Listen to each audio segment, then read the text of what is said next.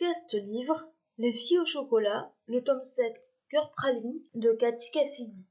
Présentation du roman. Le titre en VO du roman est Cœur praline. Il a été publié en France en 2021 aux éditions Nathan.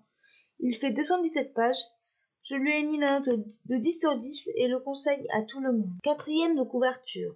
Le grand retour des filles au chocolat. Sky, 15 ans, s'apprête à passer un été ennuyeux à Tanglewood, alors que toutes ses sœurs ont des projets excitants.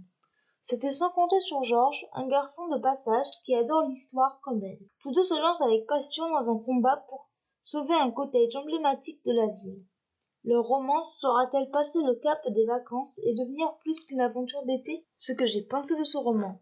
Cela faisait très longtemps que je voulais lire la suite de cette saga que j'adore. Nous retrouvons Sky, 15 ans, l'une des sœurs Thornberry, et qui a peur de s'ennuyer pendant son été.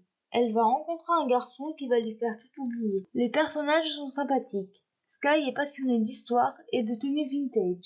Elle déteste l'injustice. George est un garçon qui arrive dans la région et qui est lui aussi passionné d'histoire.